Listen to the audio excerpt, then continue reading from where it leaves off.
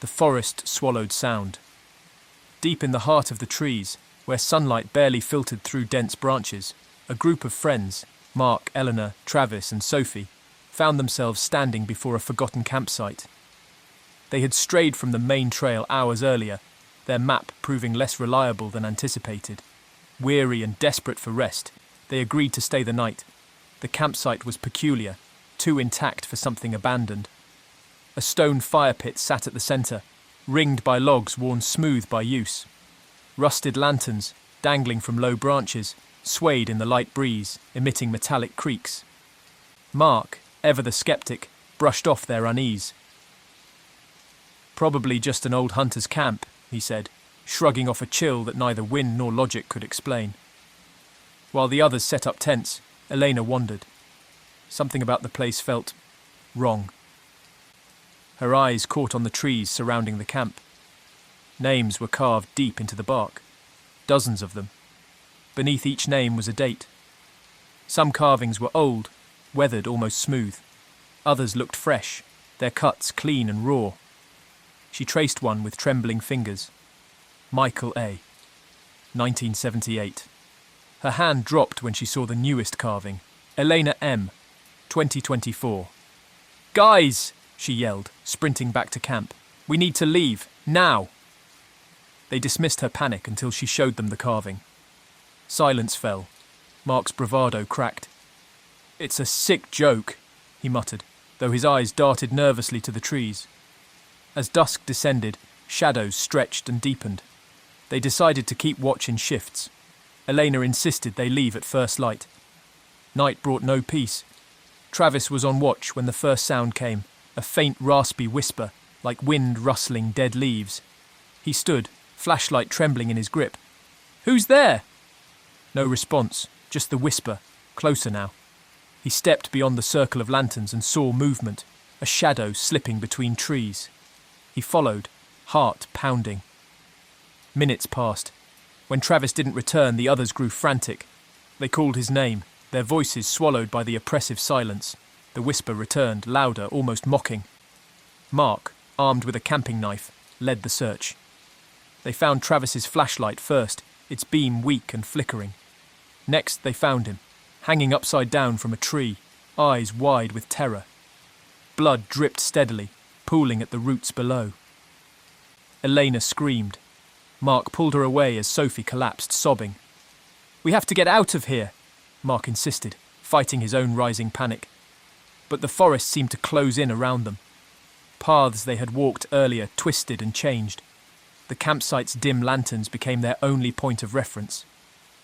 The whispering grew. Shapes moved in the darkness, too fast, too quiet. Mark swung his flashlight wildly, catching fleeting glimpses, pale limbs, sunken eyes, faces etched with hollow grins. "It's a trick," he whispered to himself. "It's just fear." But it wasn't fear alone. The truth became clear when they stumbled upon an old journal buried beneath rocks. Its pages were brittle, the ink faded, but they pieced together enough. The campsite had once been a refuge, a guide's base for tourists venturing deep into the woods. Until something changed. The guide turned on his clients, hunting them for reasons that had become twisted and lost with time. The forest became his domain, and the campsite, his lure. Those who stayed too long became part of his game. "He's out there," Sophie whispered, clutching the journal. "He's watching us." "Then we fight," Mark said, though fear choked every word. They reinforced their small perimeter, lighting every lantern they could find. Hours passed in tense silence, but the whisper never stopped. When the attack came, it was brutal and swift. Shadows darted in, slashing with crude blades and clawed hands. Mark fought desperately, but the figures knew the terrain. Elena was dragged into the trees, her scream fading quickly. Sophie tried to run but tripped on exposed roots. Cold hands grabbed her, pulling her into the darkness. Mark was the last. Bloodied and broken, he stumbled back to the fire pit. "Show yourself!" he screamed. The whisper ceased. A figure emerged, a man, gaunt and wild-eyed, wearing scraps of clothing layered over years of filth. His smile was a jagged slash. "You stayed too long," the man rasped. "Now, you're mine." Mark lunged, but the guide was faster. The knife fell from his hands as he hit the ground. Pain exploded in his chest. The last thing he saw was the guide carving a new name into the tree. By morning, the campsite looked untouched. The lanterns swayed gently, and the fire pit was cold. When the next group of hikers stumbled upon it, they saw the carvings and laughed, unaware they were the next names to be etched into the trees. The shimmering lake seemed to beckon, its surface reflecting the fiery hues of sunset. Emily, her husband Jake, and their 2 young children, Ava and Max, stumbled upon it after hours of hiking through dense forest trails. The area was deserted, too deserted for a place so beautiful. It seemed perfect, though, for an impromptu camping trip. They pitched their tent close to the water's edge, ignoring the vague unease that crept up their spines. As they set up camp, a local fisherman appeared, his weathered face hidden beneath a wide-brimmed hat. He lingered at the tree line, his posture stiff. "Evening," he said, voice low. "Not many stay here long. Water's got a way of keeping things hidden." Before they could respond, he disappeared back into the woods, leaving an air of tension in his wake. Dismissing the encounter, the family focused on building a fire. Ava and Max played by the water, skipping stones and laughing. When Max waded a bit too deep, he stumbled over something solid and fell with a splash. Gasping, he emerged clutching a metal box, its edges worn and covered in lake grime. "Look what I found," he shouted, proud of his discovery. Curiosity overruled caution. Together they pried open the box. Inside were photographs, each one faded but unmistakable. Smiling campers posed near the lake, their joy preserved forever. But something was off. The photos were marked with red X's scratched across each face. Beneath them were newspaper clippings, detailing disappearances over decades. "This is sick," Jake muttered, his face pale. He wanted to pack up and leave immediately, but darkness had fallen. They decided to stay one more night, planning to report the find in the morning. As the campfire crackled, a strange stillness fell over the lake. Emily couldn't shake the feeling of being watched. Shadows shifted among the trees, and every whisper of wind felt too deliberate, too cold. "It's just nerves," she told herself, though doubt gnawed at her. In the middle of the night she woke to a sound, a rhythmic splashing, like someone wading through the water. She nudged Jake awake. "Do you hear that?" He listened, frowning. They crept to the edge of the lake, flashlights cutting through the darkness. The water was calm, too calm. Suddenly, ripples broke the surface, and a glistening shape emerged, a massive, scaled head with eyes that glowed faintly in the moonlight. The creature submerged almost instantly, leaving no trace it had been there. "Back to camp," Jake whispered, his voice tight. "Now." They barely made it when the fisherman reappeared, his face twisted in a sickening smile. "You've seen it," he said, stepping closer. "Most don't." His hand rested casually on a worn leather belt that held a long knife. "It's been here for years, mutated, tainted by the chemicals dumped in this place long ago. I feed it, offerings to keep it satisfied." The truth clicked into place with horrifying clarity. The disappearances, the photos, they weren't accidents. "You've been killing people," Emily accused, backing away. The man nodded, as if it were a minor detail. "It keeps the peace. The lake demands its share." Without warning, he lunged. Jake grabbed a branch from the fire, wielding it like a weapon. "Run!" he yelled to Emily. She scooped up Ava and Max, sprinting into the woods. Behind her, she heard the clash of metal and wood, the grunts of struggle. She kept running, heart pounding, until she stumbled upon a wooden structure, an old shack nearly swallowed by vegetation. She ducked inside, gasping for breath. The walls were covered in maps, photos, and hand-drawn symbols. This was the fisherman's lair, a monument to his twisted rituals. The door creaked, and Emily turned to see the man silhouetted against the moonlight, his knife dripping with blood. "You can't run," he said, stepping forward. The lake calls. In that instant, a deafening roar erupted from outside. The lake's creature had come ashore, drawn by the scent of blood and violence. Its massive form slithered through the trees, scales scraping against bark. The fisherman turned, momentarily distracted. Emily seized the opportunity, grabbing a heavy iron hook from the shack's wall and driving it into his leg. He screamed, dropping to his knees.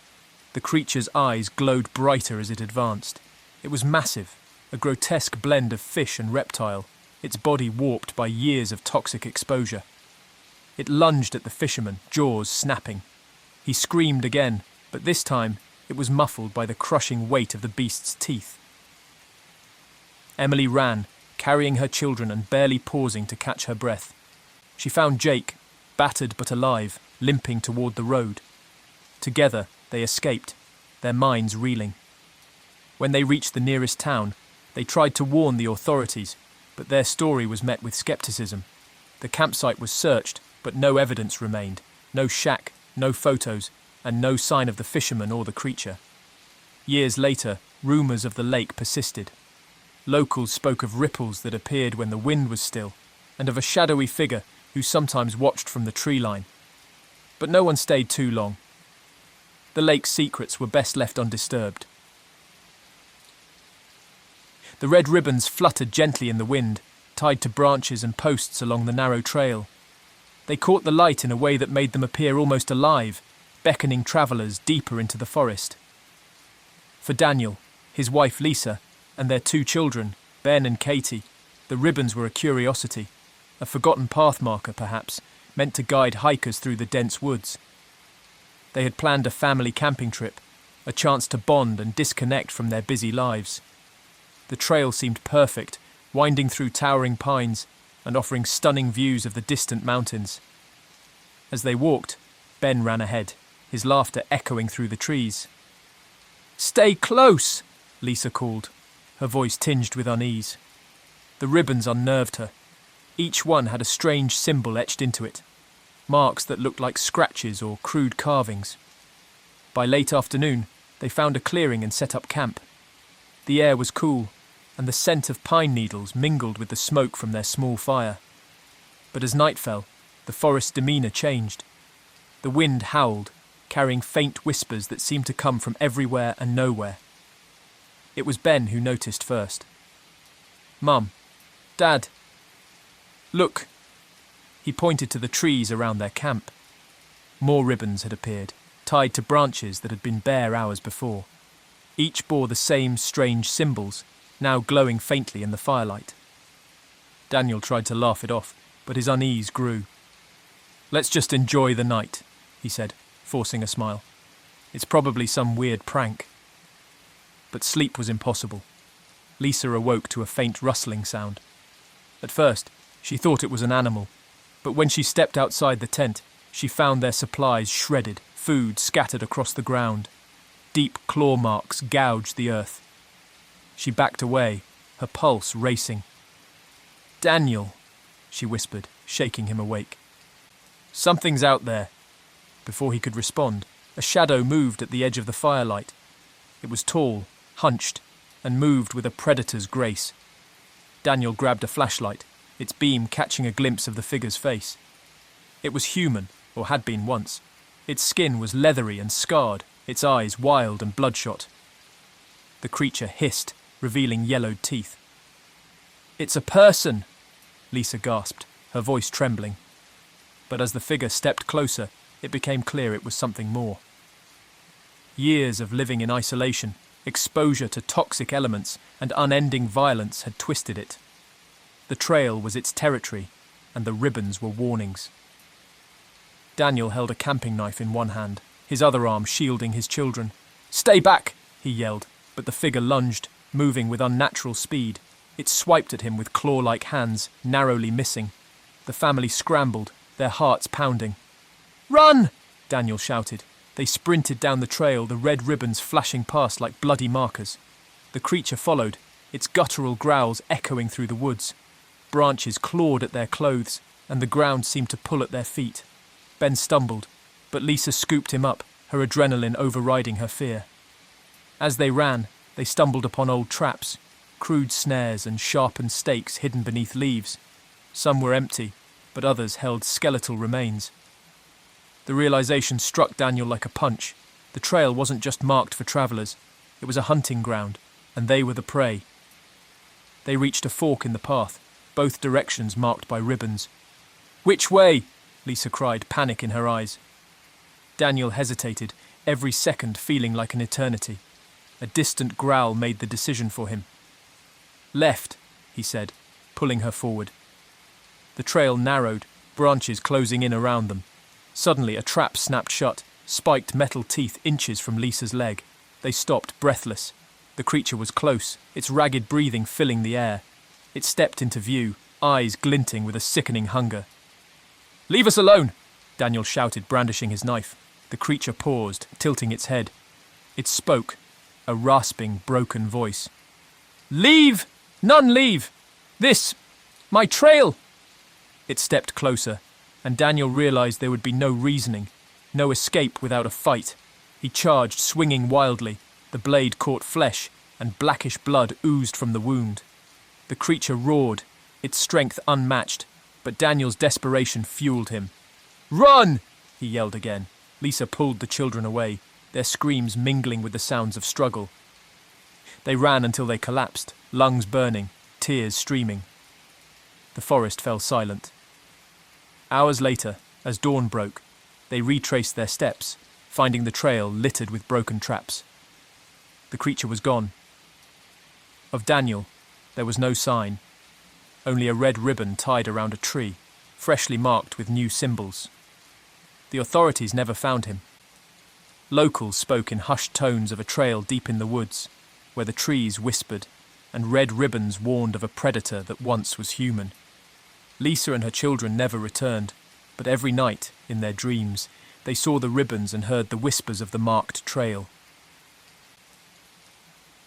The cabin looked like it had been forgotten by time, hidden deep within a thicket of trees that blocked out the sun. Its wooden walls were warped and darkened with age, the windows coated in grime. For Mia, Dave, and their 3 college friends, Rachel, Josh, and Luis, the cabin was a curiosity they stumbled upon during their camping trip. They'd followed an overgrown path from the nearby campsite, drawn by rumours of a place where people went missing. "Urban legends," Dave scoffed, pushing open the creaking door. Dust and stale air greeted them, and the floorboards groaned underfoot. The cabin's interior was sparse, just a few broken chairs, a stone hearth, and scratch marks that crisscrossed every wall. "This place gives me the creeps," Rachel muttered, shivering despite the heat. "Come on, it's just an old cabin," Josh said, but his voice lacked conviction. They decided to stay and explore, setting up a small fire in the hearth as night fell. Shadows danced across the walls, making the scratch marks seem to shift and writhe. Luis found a trapdoor near the corner, hidden beneath a loose plank. "Guys, check this out," he called, prying it open. The narrow crawl space below was lined with more scratches, deeper and more frenzied. At its centre lay a bundle of photographs, each one faded with age. They depicted campers, smiling, oblivious, just like them. Each photo was marked with an X, scratched over the faces. "What the hell is this?" Mia whispered, her fingers trembling. A sudden noise cut through the air, a faint echoing laugh that seemed to come from everywhere at once. The fire sputtered, casting erratic shadows. "It's just the wind," Dave said, but even he didn't believe it. The laugh came again, louder this time, and the scratch marks seemed to pulse with energy. "We need to leave," Rachel insisted, her eyes darting to the door. But when they tried to open it, it wouldn't budge. The windows, too, were sealed as if by some unseen force. Panic set in. "This can't be happening," Josh muttered, yanking at the door until his hands bled. Then came the whispers. Soft at first, they rose from beneath the floorboards, growing louder until they were a deafening chorus. Luis backed away from the trapdoor, his face pale. "There's something down there." The trapdoor slammed shut, trapping the air with a cold finality. The room fell silent. Then, slow, deliberate footsteps echoed from the loft above. They all turned, their breath caught in their throats. A figure emerged, a man, gaunt and skeletal, his skin stretched tight over sharp bones. His eyes were black pits, his lips twisted into a grotesque smile. "Welcome back," he rasped, his voice like dried leaves. "You came to play." The man had once been the caretaker of the campsite, entrusted to watch over visitors. Decades ago, something in the woods had changed him. Long nights alone, the echoes of voices that weren't his own, and the call of the cabin's dark energy. He became twisted, both physically and mentally, feeding off fear and trapping those who dared to enter. Dave stepped forward, brandishing a metal rod. "Stay back!" he shouted. The man moved with unnatural speed, crossing the room in seconds. He grabbed Dave, lifting him effortlessly and throwing him into the wall. Bones cracked, and Dave crumpled to the floor. Chaos erupted. Mia and the others tried to fight, but their weapons were useless. The caretaker moved like a shadow, disappearing and reappearing, his laughter filling the cabin. "You'll stay here," he whispered, voice echoing from every corner. "Forever." Desperate, Mia remembered the photographs. She grabbed them and hurled them into the fire. The flames roared to life, and for a brief moment, the caretaker faltered, his form flickering. "No!" he shrieked, lunging for the hearth. The fire consumed the photos, and the whispers turned to screams. The cabin itself seemed to tremble, its walls buckling. "Run!" Mia yelled. The door flew open, and they stumbled out, their bodies bruised and bloodied. They didn't stop running until they reached their campsite. When they looked back, the cabin was gone, replaced by an empty clearing. Only ashes remained, smouldering faintly. In the days that followed, they tried to make sense of what had happened. The authorities dismissed their story, chalking it up to hysteria. But each night, Mia dreamed of the cabin. She heard the laughter, saw the caretaker's hollow eyes. She knew the truth. The cabin was still out there, waiting for its next visitors. It was a place of echoes where the past never died and no one ever truly escaped. The wind whistled softly through the pines as Jack and Laura pulled into the clearing. They were eager for a weekend escape from the city, a chance to breathe fresh air and disconnect from their hectic lives. The campsite, nestled deep within a grove of towering trees, seemed perfect. A faint trail led from their spot into a cluster of abandoned tents, their weathered fabric fluttering in the breeze. "This must have been popular once," Laura mused, brushing her hand along a tent's frayed edge. Jack nodded, but unease crept in. Something about the campsite felt frozen in time, as if the occupants had simply vanished. They chose to camp a short distance away, unpacking their gear and building a fire. The pines loomed above, their needles blotting out the sky. As dusk settled, the couple explored the area. They stumbled upon a ring of stones, an old fire pit, surrounded by cracked bones arranged in strange patterns. "Animal bones, maybe," Jack suggested, but the uneasy look in Laura's eyes mirrored his own thoughts. The bones were too large, too human-like. That night, they lay in their tent, listening to the wind rustling the trees. Sleep was fleeting. At some point, Laura awoke to a noise, a soft rhythmic scraping. She nudged Jack awake. "Do you hear that?" she whispered. He strained to listen. It was faint but unmistakable, like claws against stone. He grabbed a flashlight and unzipped the tent flap. The darkness swallowed the beam almost immediately, but something shifted at the edge of the light, shadows flitting between trees. "Stay here," Jack said, his voice low. He stepped outside, shining the flashlight in a slow arc. Nothing moved. Just as he turned back, a sharp pain erupted in his leg. He stumbled, the light revealing a rusted trap clamped around his ankle. He screamed, and Laura rushed out. Blood pooled around the metal teeth, and as she knelt to help, she noticed something.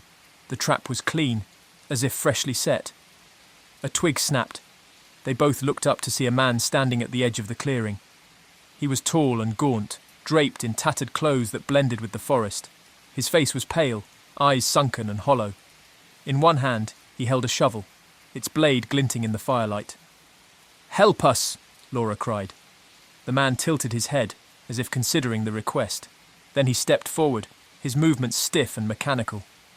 "You shouldn't have come here," he rasped, his voice like dry leaves scraping the ground. "This place belongs to the Bones." He raised the shovel, but Laura lunged at him, adrenaline surging. She knocked it from his grip and they fell to the ground, grappling. Jack crawled toward the tent, bloodied and weak. He found a small hatchet among their supplies and threw it to Laura. She caught it, swinging wildly. The man staggered back, a deep gash across his shoulder. He didn't bleed. Instead, a black, tar-like substance oozed from the wound. The man retreated, melting into the shadows. "We have to leave," Jack gasped, his leg throbbing. With Laura's help, they packed what they could and stumbled away, following the faint trail that had brought them there. The forest felt alive, branches clawing at them, roots tripping their every step. They soon realized they were going in circles. The clearing reappeared, the abandoned tents standing like silent sentinels. The fire pit now glowed faintly, embers crackling without flame. And the bones, they had moved. They formed a ring around the pit, each one pointing inward. The man stood at its centre, his face twisted into a grotesque smile. He was the caretaker, Laura whispered, the realization dawning. This was his campsite. Decades ago, he had been tasked with watching over tourists, but something had twisted him. A lifetime spent inhaling toxic fumes from the nearby mines, isolation warping his mind. He had become a guardian of the dead, a collector of bones. As they watched, he began to dig, his movements methodical. The ground gave way, revealing shallow graves filled with skeletal remains. "Join them!" he hissed, advancing. Jack and Laura fought desperately, but the man seemed inhumanly strong. Each time they struck him, more of the tar-like substance oozed out, but he never slowed. Laura grabbed a burning log from the fire pit and swung it at him. Flames caught on his tattered clothing, spreading quickly. He shrieked, a sound that pierced the night. For a moment it seemed they had won. But the ground beneath their feet began to shift and crumble. Hands, skeletal and clawed, emerged, grasping at their ankles. With one last burst of strength, they broke free, dragging themselves toward the trees. Behind them, the man and his graveyard burned, the flames consuming everything. They didn't stop running until they reached their car, bloodied and gasping. The authorities found nothing when they returned with help. No bones, no fire pit, just an empty clearing. Locals spoke in hushed tones of a caretaker who had vanished long ago and of a campsite where people sometimes disappeared.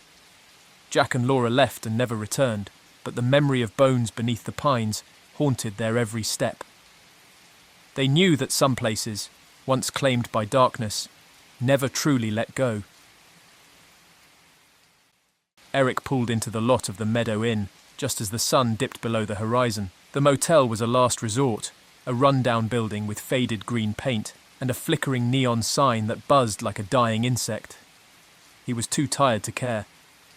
He grabbed his bag and trudged inside, paying little attention to the wary glance from the manager behind the counter. "Room 14, the man said, sliding over a tarnished key. "Don't open the window." Eric nodded absently, too focused on the thought of a hot shower and a bed to question the odd warning. The room was exactly as expected, old, musty, and dimly lit by a single overhead bulb. The smell hit him first, a mix of mildew, old wood, and something metallic. He wrinkled his nose, but decided it wasn't worth a complaint.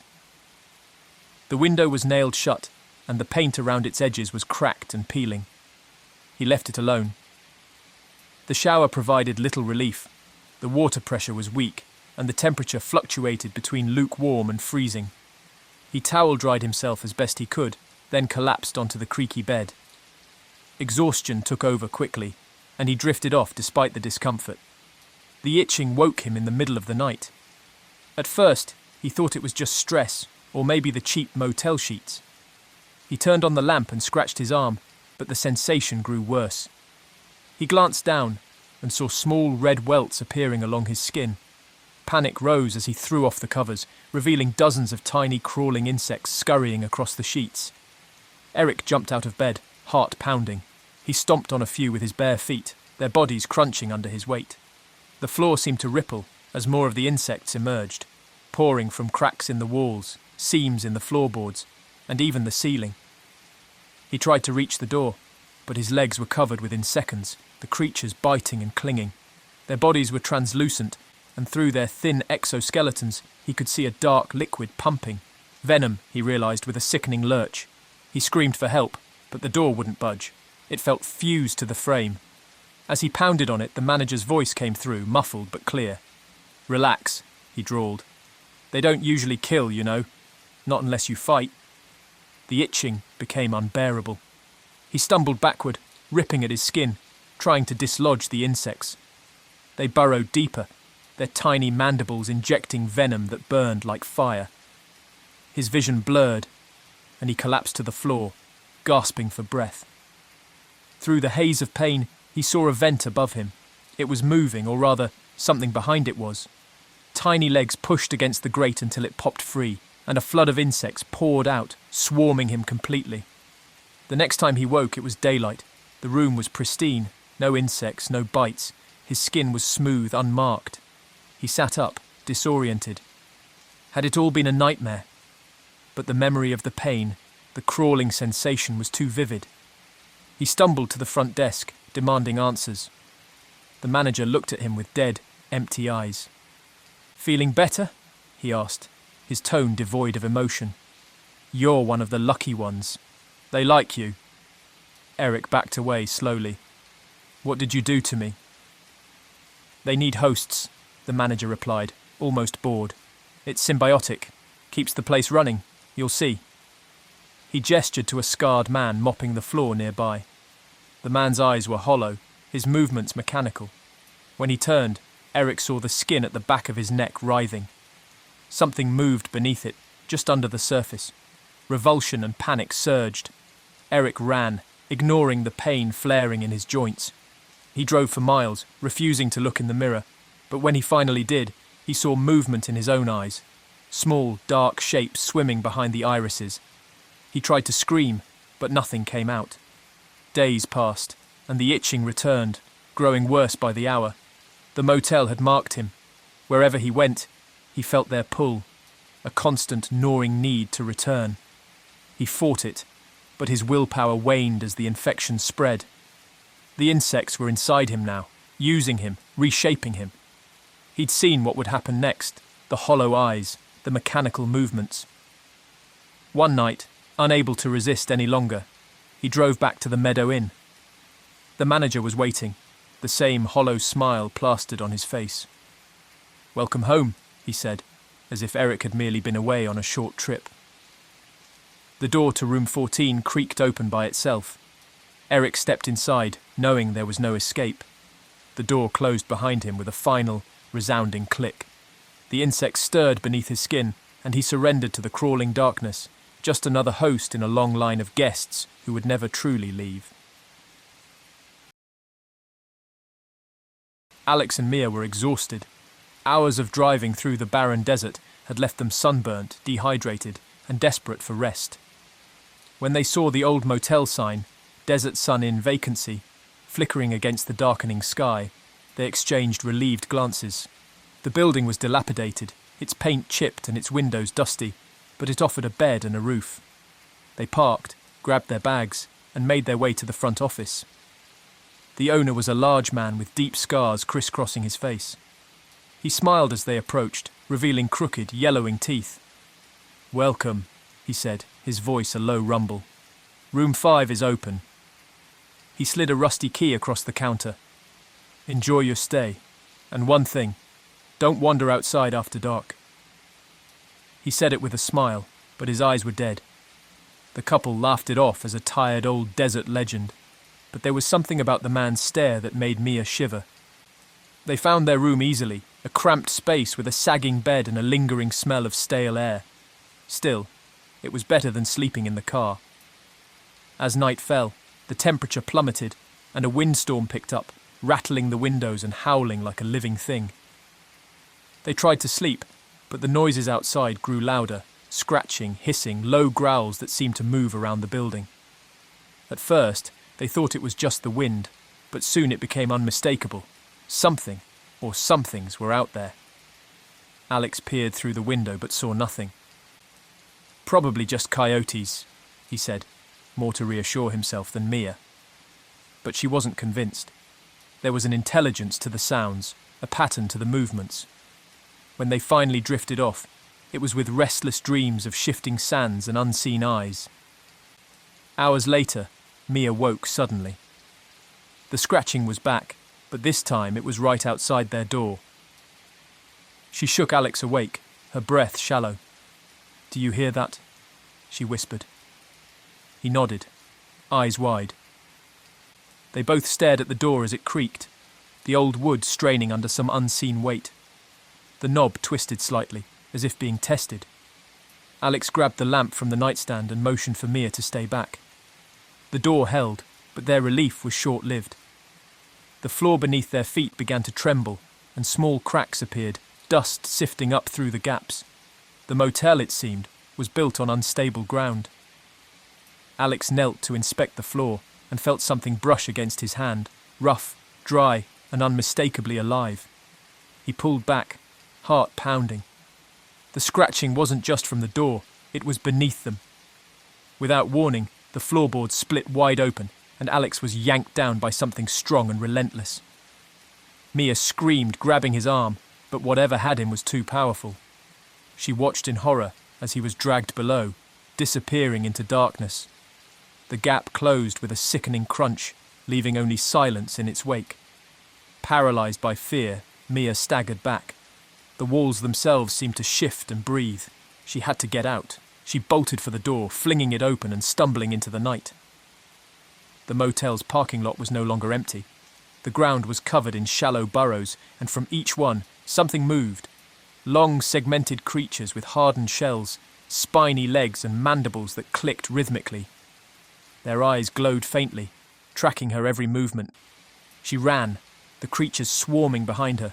They moved with terrifying speed, burrowing into the earth and re-emerging closer each time. The motel's lights flickered and died, plunging everything into darkness. Mia tripped, sprawling across the gravel. She scrambled to her feet, her hands bloodied, and spotted a faint glow in the distance. The office. She burst through the door, slamming it shut behind her. The owner sat calmly at the desk, as if nothing had happened. "Help me!" she gasped, chest heaving. He tilted his head, eyes devoid of pity. "I warned you," he said slowly. "The ground is theirs. Always has been." Mia stared at him, realization dawning. "You knew. You've been feeding people to them." "Not feeding," he corrected. "Sacrificing. They keep the ground stable. Without them, this place would swallow itself. Better they feed on outsiders than us." She backed away, but it was too late. The creatures were already here, emerging from cracks and shadows, surrounding her. The owner stood and walked toward the back door, pausing just long enough to whisper, "Be thankful. You bought us more time." The last thing Mia saw before the darkness claimed her was the glint of serrated mandibles closing in. The next morning, a couple driving through the desert noticed the motel's flickering sign. They pulled in, desperate for rest. The owner greeted them with a familiar smile. "Welcome," he said, sliding a rusty key across the counter. "Room 5 is open." Tom's eyes burned from hours behind the wheel. The stretch of highway stretched endlessly, with only the dim glow of his dashboard keeping him company. As exhaustion clawed at him, a flickering neon sign appeared on the horizon. Valley View Motel, vacancy. Desperation outweighed caution. He pulled into the gravel lot, noting the peeling paint and dim yellowed lights. It wasn't inviting, but it was cheap. The clerk behind the counter greeted him with a crooked smile that didn't reach his eyes. "Rough night?" he asked, sliding over a tarnished key marked 107. Tom nodded absently, eager for rest. "Don't disturb the other guests," the clerk added with a hint of something Tom couldn't place. Was it malice? He shrugged it off, chalking it up to fatigue, and made his way to room 107. The room was as grim as the motel's exterior. The air was stale, the wallpaper peeling in spots, and the bed sagged in the middle. But it was a bed, and Tom was too tired to care. He fell asleep almost instantly. Hours later, a sound jolted him awake. Scratching, soft at first but growing louder. Tom listened, heart pounding, as it seemed to come from beneath the floor. He sat up, squinting in the darkness. It must be rats or some other pest, he reasoned. But the scratching persisted, insistent and frantic. Annoyance gave way to unease. He flicked on the bedside lamp and scanned the floorboards. Nothing seemed amiss, until he spotted a corner of wood that didn't sit flush with the rest. Curiosity, or perhaps a desire to end the unsettling noise, got the best of him. He pried up the loose board with a pocket knife. What he saw sent a wave of cold dread through him. Beneath the floor was a narrow crawl space, and within it, a metal cage. Something moved inside, retreating from the sudden light. Tom leaned closer, his breath catching when a pale, thin hand reached out, fingers twisted and claw-like. Tom stumbled back, heart racing. The figure in the cage whispered something unintelligible, its voice raspy and broken. "Help. Please." It was human. Barely. Covered in grime, skin stretched taut over bone, its eyes glowed with a mix of desperation and something darker.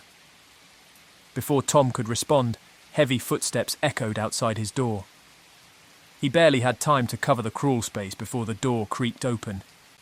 The motel clerk stood there, his crooked smile gone. "You weren't supposed to disturb the other guests," he said, voice cold and hard. Tom's mind raced. He needed to escape, but the clerk's presence filled the small room.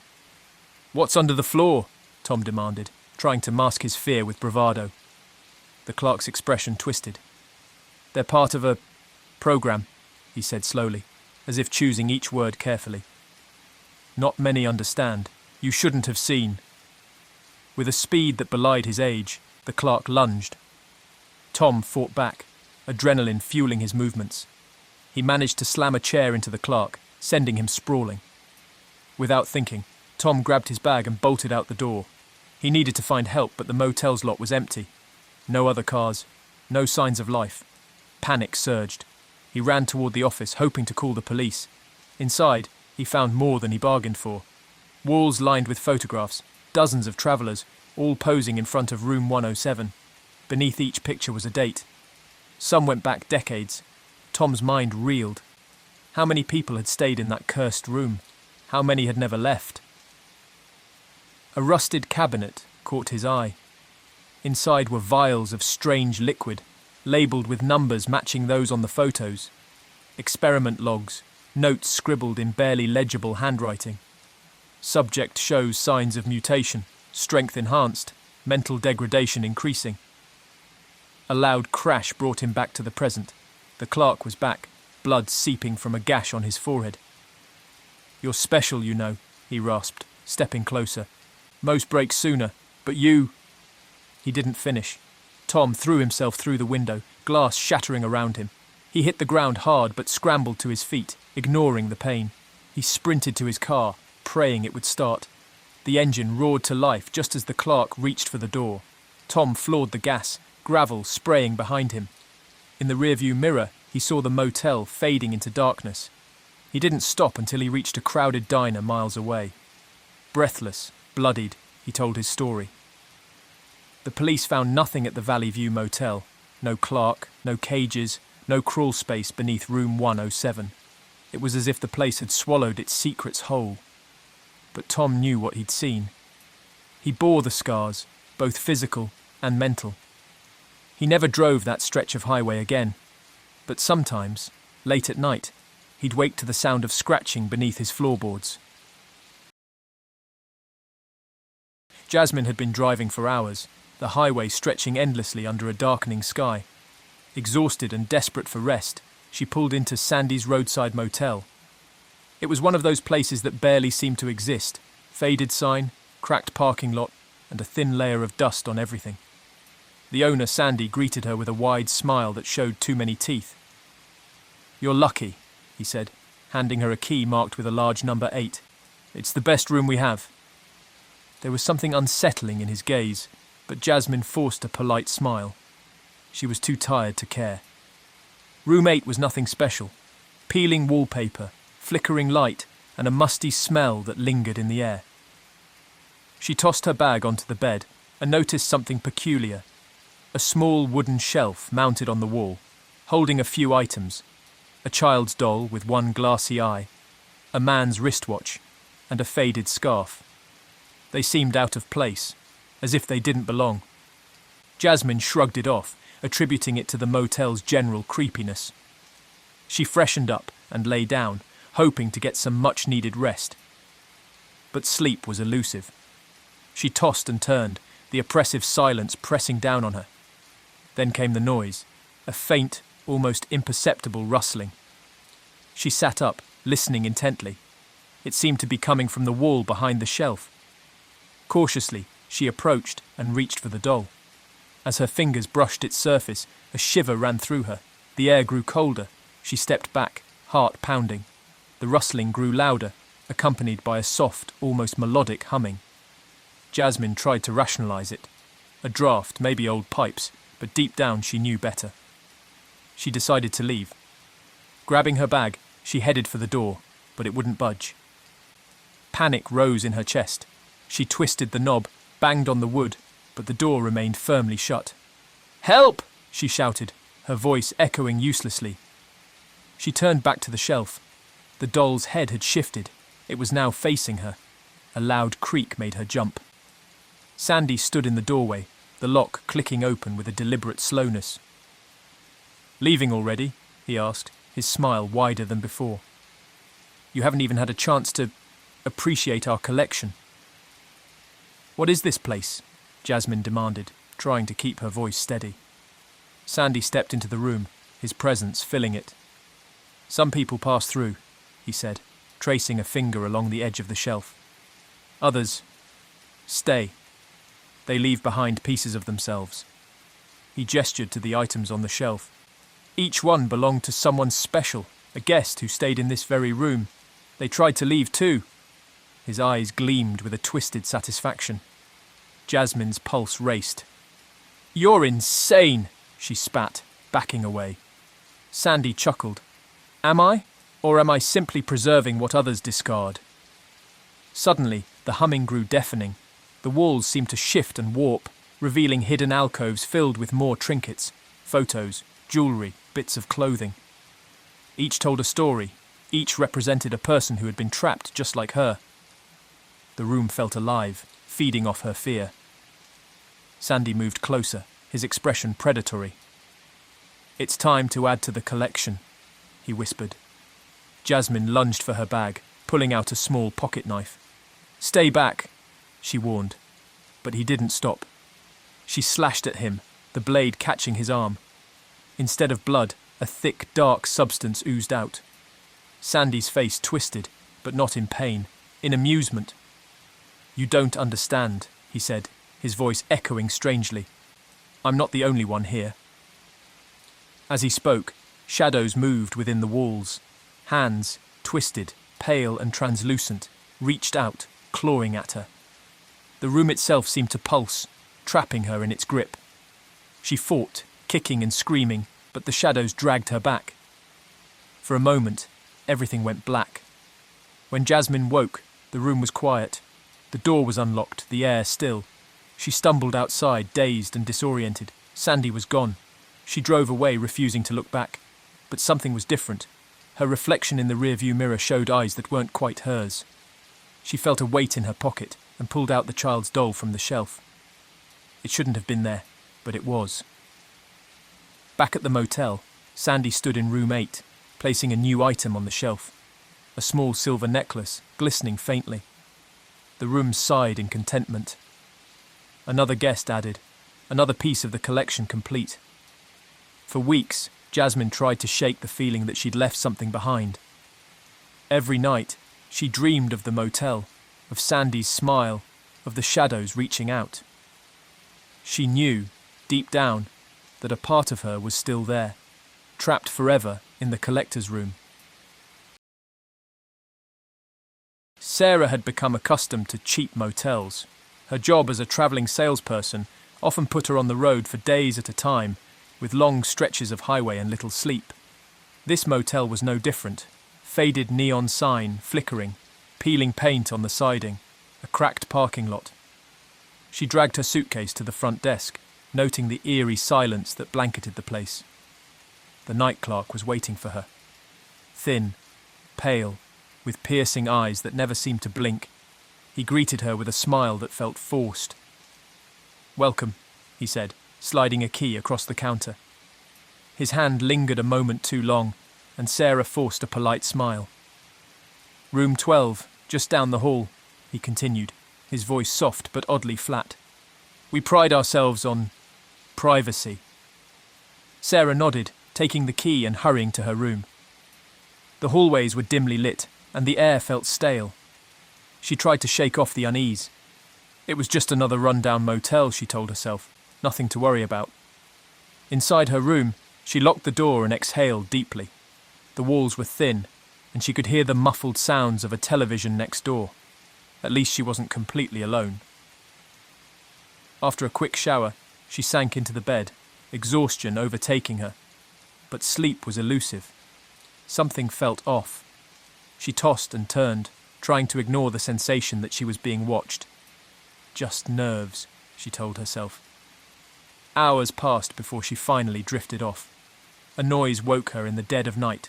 Soft, rhythmic footsteps just outside her door. They stopped, then resumed, pacing back and forth. She held her breath, straining to listen. The footsteps grew louder, then faded, only to return moments later. She crept to the peephole and peered out. Nothing, just the empty hallway. She was about to step back when she saw it, a shadow flitting across the edge of the doorframe. Someone was there, lurking just out of view. Her heart raced. She backed away, clutching her phone. The battery was nearly dead. She cursed herself for not charging it and dialed the front desk. The call went unanswered. Panic clawed at her throat. She decided to wait it out until morning, keeping the door locked and a chair braced against it. Eventually, exhaustion claimed her again. The next day, she confronted the night clerk. "Someone was outside my room last night," she said, trying to keep her voice steady. He blinked slowly, as if processing her words. "You must have imagined it," he replied, his tone devoid of concern. "The guests here are quiet." His words sent a chill down her spine. Determined to find answers, Sarah spent the day observing the motel. She noticed something strange. None of the other guests left their rooms, not once. Occasionally, she caught glimpses of shadowy figures moving behind curtains, but that was it. By nightfall, the tension was unbearable. She decided to take a closer look. Under cover of darkness, she slipped out of her room and crept down the hallway. She pressed her ear to one of the other doors. No sound. She tried another. Silence.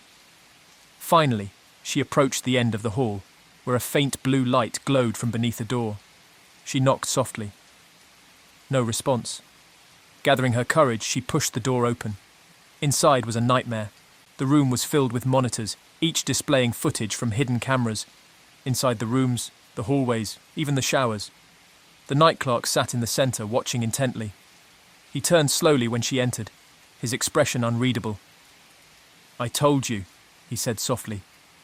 "We pride ourselves on privacy." Rage and revulsion coursed through her. "You're sick," she spat, backing away. But as she moved, she realised something horrifying. The footage on the monitors didn't just show live feeds. It showed past guests, people who had stayed, argued, and then vanished. In one clip, a man thrashed against unseen captors before the feed abruptly cut out. "You shouldn't have come here," the clerk whispered, stepping toward her. "We keep things private." Sarah turned and ran, her pulse thundering in her ears. She made it back to her room, locking the door and pushing every piece of furniture against it. She could hear the clerk's footsteps in the hall, slow and deliberate. Her phone was dead. She was trapped. The night stretched on. the silence broken only by the occasional scratch at her door. When dawn finally came, she peered out cautiously. The hallway was empty. She bolted for her car, not daring to look back. She didn't stop driving until she reached the next town. Sarah reported the motel to the authorities, but when they arrived, they found nothing. No cameras, no monitors, and no night clerk. The motel itself looked as if it had been abandoned for years. No one believed her, but Sarah knew the truth. She'd seen the faces of the missing, and sometimes, when she closed her eyes, she could still feel the cold, piercing gaze of the night clerk watching her.